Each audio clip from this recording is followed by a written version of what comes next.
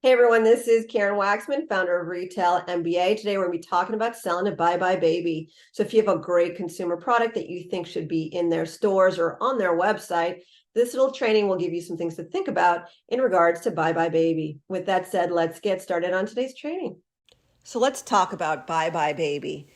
A lot of people have heard as of recent that Bed Bath & Beyond went chapter 11 and took buybuy baby with them and basically shut down a bunch of their stores and all that stuff. So you're probably wondering why I'm creating a buybuy baby one.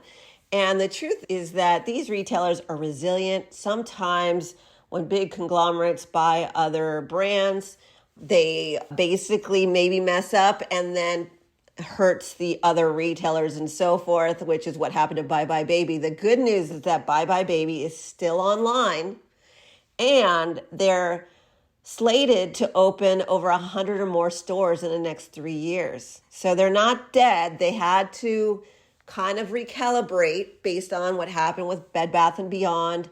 It's a proven model. So if you are all thinking that I'm silly for creating these videos, we take a look at what happens with every single retailer. And then we always try to create new content based on scenarios. So with that said, if you go to buybuy baby right now, they actually have redeveloped a new site after they were forced to shut down.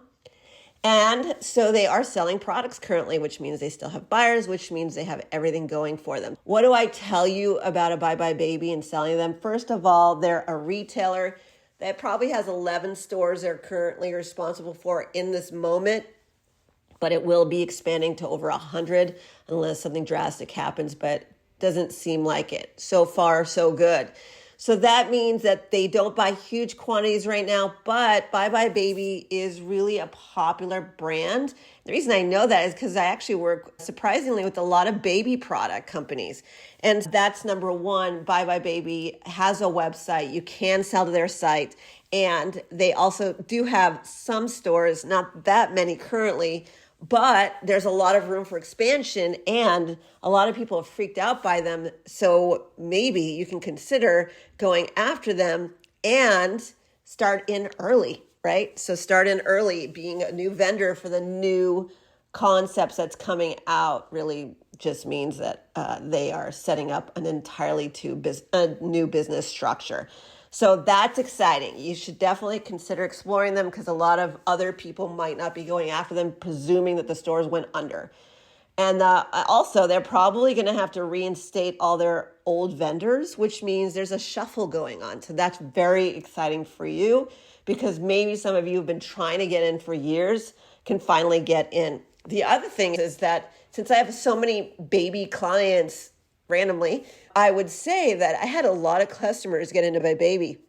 It's one of those niche retailers that you wouldn't think was really reasonable, but they had these huge store formats and they were able to take on so many differing products. Because they have huge formats, they're allowed to test a lot and explore new products. And I had clients who had been selling products on Amazon that were really generic products, and we adjusted them a little bit to make them somewhat unique, and they were getting into stores left, right, and center. We'll see what happens with this new transition. My thinking is they are going to do the same exact thing as they used to do, just had to restructure, and you guys can benefit from that and know that it's actually not one of the harder retailers to get into. Right now, they might not be calling you back as much just because of that, but just patience is power.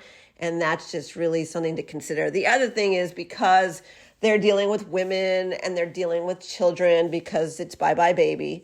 What I would say is if you can get a certification as a woman-owned business, they would probably really love that. So there's a company organization that you can get your certification from called WeBank, WBENC.org, WBENC.org.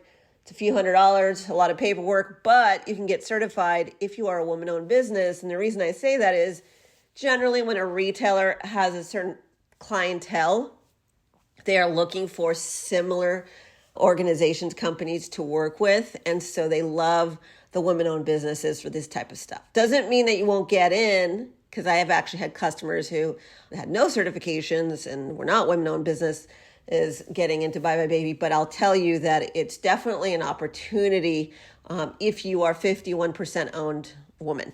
And so that's something to consider. Obviously, if you can get a certification in any way, that's exciting.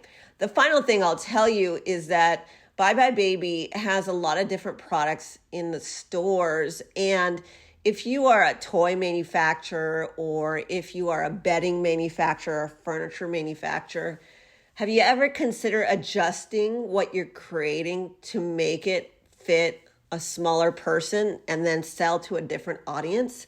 A lot of people don't do that. They maybe sell an umbrella, but they sell a certain type of umbrella, but they don't go after, I'm using this as an example, other categories where they make it smaller and they make it very kid or something like that. My point is that take a look at your products. Is there any way to open up a whole new market, a whole new category for your product?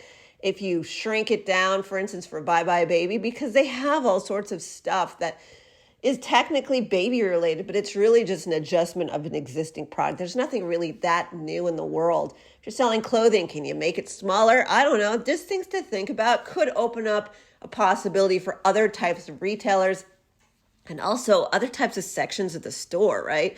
So a lot of these department stores have a kids section, have a baby section. So you could expand beyond just buybuy BABY, but the essence here is a lot of you are already spending a fortune on your products. Can you change your product a little bit to fit into certain industries and categories? And the same thing for all of you buybuy BABY people who maybe are sad because you don't have this business right now.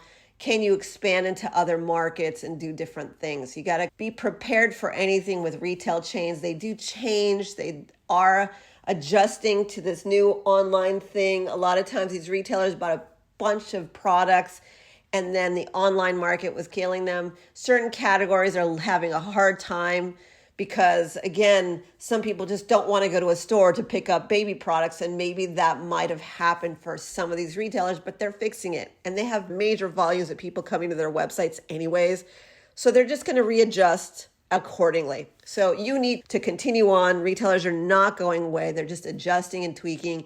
And by the way, they've spent so much money, time, and effort on their sites and all these things. A lot of these retailers will pop back up online and do other things. And maybe it's just a better solution for them.